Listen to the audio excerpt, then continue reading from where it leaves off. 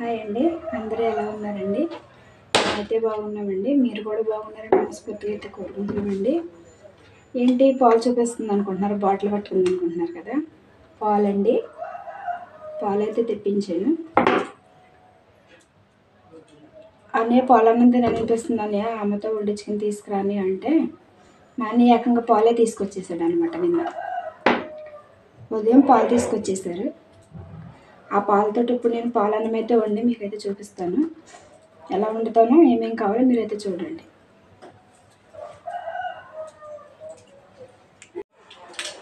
ఇదిగోండి పాలు, బియ్యం అయితే కడిగేసి నానబెట్టుకున్నానండి. బియ్యం, సగ్గు బియ్యం నానబెట్టుకోవాలండి. బెల్లం, యాలకులండి. ఇప్పుడు మనం పాలన్నం అయితే రెడీ చేద్దాం.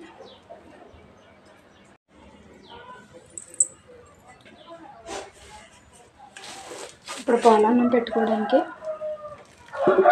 చిన్నది కుండ అయితే పెట్టేసుకున్నామండి.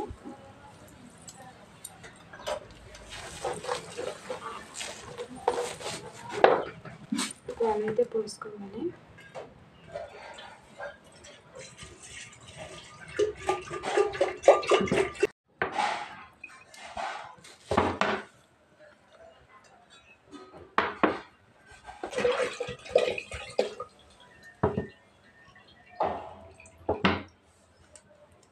ఇప్పుడు ఈ పాలు కాగాలండి. అవ్వండి, పాలు అయితే కాగిపోయి పొంగుతున్నాయి. పాలు అయితే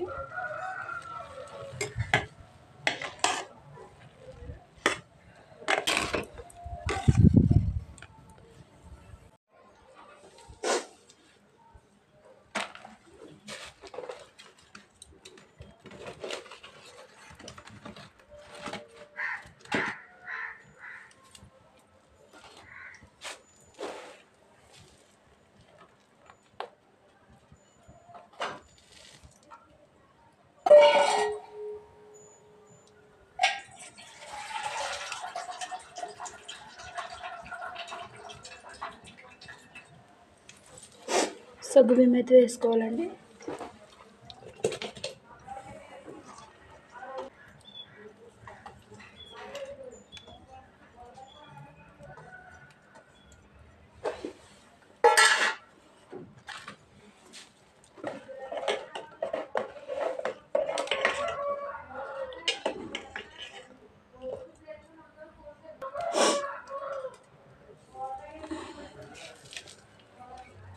ఇప్పుడు మనం కడిగి పెట్టుకున్నాం కదండి, నానబెట్టుకున్నాం కదా. ఇప్పుడు బియ్యం కూడా అయితే వేసేసుకోవాలి.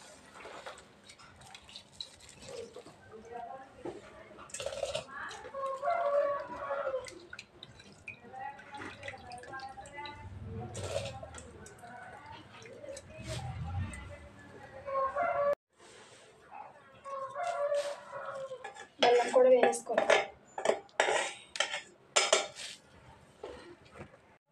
సగ్గు బియ్యం అయితే వేసుకున్నాం కదండి. ఒకసారి ఇలా కలుపుకొని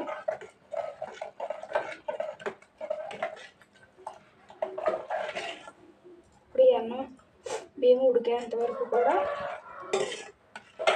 ఉడకబెట్టుకోవాలి. బెల్లం అయితే దించే ముందు అయితే వేసుకోవాలి. ఫస్ట్ వేసుకుంటే ఇరిగిపోతాయి పాలు.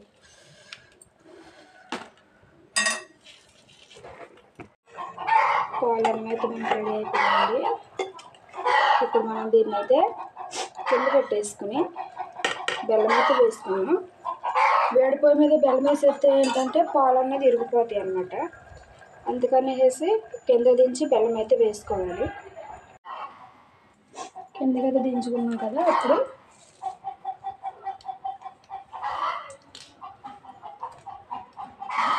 బెల్లం అయితే వేసుకున్నామండి.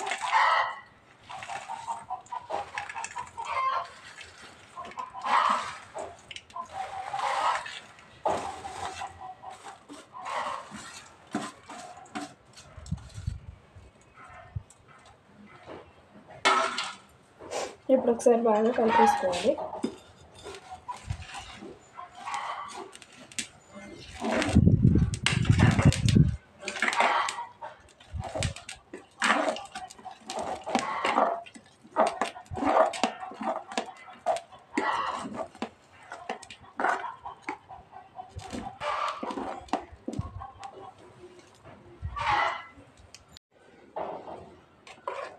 ఇదిగోండి ఒకసారి అయితే కలిపేసుకున్నాం కదా. ఇప్పుడు ఎలుగులు అయితే వేసుకోవాలి.